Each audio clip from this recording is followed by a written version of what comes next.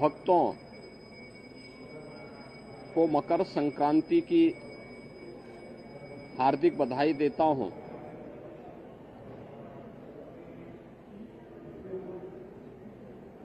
मकर संक्रांति भारत के पावन पर्व और त्योहारों की श्रृंखला का एक ऐसा पर्व है जो जगत पिता सूर्य के प्रति कृतज्ञता ज्ञापित करने का एक उत्सव है। पूरे देश के अंदर अलग अलग नाम और रूपों के आधार पर इस पर्व को सनातन धर्मावलंबी बड़ी श्रद्धा के साथ इस आयोजन के साथ जुड़ते हैं।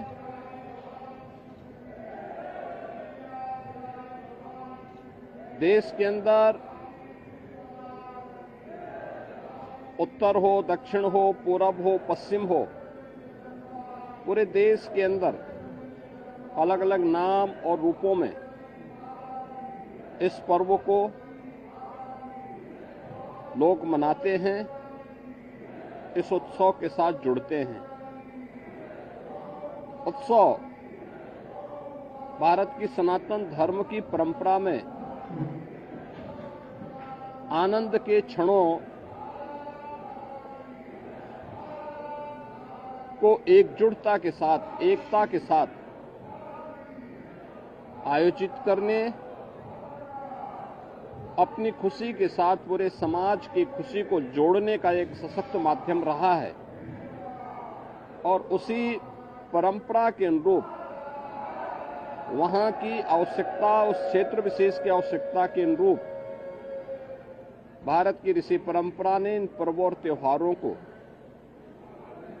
वहां पर संयोजित किया। आज उसकी विराट रूप हम सबको देखने को मिलते हैं। पूरब में असम आदि में आप जाएंगे तो बिहू के रूप में, पंजाब की ओर जाएंगे तो लोहड़ी के रूप में, सुदूर दक्षिण में आप जाएंगे तो पोंगल के रूप में, बंगाल में या महाराष्ट्र में तिलवा संक्रांति के रूप में, उत्तर भारत में आएंगे तो खिचड़ी संक्रांति के रूप में इस महापर्व को आयोजित श्रद्धालु जन करते हैं। एक और हम लोग यहां पर महायोगी भगवान गोरक्षनाथ की इस पावन धरा पर देश के अलग अलग कोने से आए हुए श्रद्धालु जनों के साथ मिलकर के, इन लाखों श्रद्धालु जनों के साथ भगवान गोरक्षनाथ जी को आस्था की पावन खिचड़ी चढ़ाया जा रहा है। तो दूसरी ओर इस सदी का पहला महाकुंभ तीर्थपति प्रयागराज में प्रारंभ हो चुका है और आज पहला अमृत स्नान का पुण्य प्रारंभ हो चुका है। यानी महाकुंभ में के प्रति जो आकर्षण देश और दुनिया में देखने को मिल रहा है वो अद्भुत है, अकल्पनीय है। कल ही आपने देखा होगा प्रयागराज में लगभग 1.25 करोड़ श्रद्धालु जनों ने मां गंगा, यमुना और सरस्वती के पावन त्रिवेणी के संगम पे डुबकी लगा करके पुण्य के भागीदार बने। आज वहां पे पूज्य संतों की अगुवाई में लाखों की संख्या में कुछ ही देर में अखाड़ों का अमृत स्नान प्रारंभ होने वाला है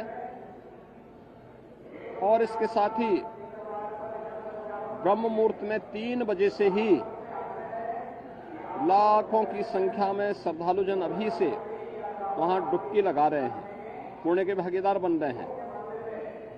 उसमें देश और दुनिया से आए हुए सनातन धर्मावलंबी तो हैं ही, साथ साथ सनातन धर्म के प्रति आकर्षित तमाम विदेशी श्रद्धालु भी इस महाकुंभ के साक्षी बन रहे हैं। महाकुंभ का आज द्वितीय स्नान है, लेकिन पहला अमृत स्नान जिसमें अखाड़ों की शोभा यात्रा निकलेगी, उनकी सवारियां निकलेंगी, यह भी आज महाकुंभ में होगा और इस प्रारंभ होने वाला है। प्रदेश के अंदर अलग अलग स्थानों पर इस अवसर पर पवित्र नदियों में, सरोवरों में स्नान, ध्यान, दान, पुण्य का कार्यक्रम बड़े उत्साह से प्रारंभ हो चुका है। ये मेरा सौभाग्य है कि मुझे अभी यहां पर भगवान गोरक्षनाथ की इस पावन स्थली पर बाबा के श्री चरणों में पावन खिचड़ी को चढ़ाने का अवसर प्राप्त हुआ है। आज दिन भर लाखों की संख्या में प्रदेश भर से, देश भर से और नेपाल आदि देशों से भी आए हुए ये सभी लाखों श्रद्धालु बाबा को अपनी पावन खिचड़ी चढ़ाएंगे। आपने देखा होगा कहीं भी कोई समस्या नहीं, श्रद्धालुजन बड़ी श्रद्धा के साथ अपनी आस्था की खिचड़ी चढ़ा रहे हैं और बाबा के प्रति अपनी श्रद्धा को व्यक्त कर रहे हैं। इस अवसर पर मेरी पूरे प्रदेश वासियों से आस्था के इस पावन महापर्व पर यही अपील है कि पर्व और त्योहार हमें एकता का संदेश देते हैं, सामाजिक एकता का, राष्ट्रीय एकता को सुदृढ़ बनाने का, और इन पावन परंपराओं को क्षुण्य बनाए रखने, इनकी पवित्रता और इसकी मर्यादा का पालन करने की भी प्रेरणा प्रदान करते हैं। मेरी विशेष अपील होगी, पर्व और त्योहारों के पीछे श्रद्धा का भाव यह अभिनंदनीय है। हम अवश्य इस बात को ध्यान दें कि हमारे पावन तीर्थ स्वच्छ और सुंदर बने रहें। सिंगल यूज प्लास्टिक का उपयोग हम कतई न करें। कहीं भी जहां तहां गंदगी न करें। शासन प्रशासन सभी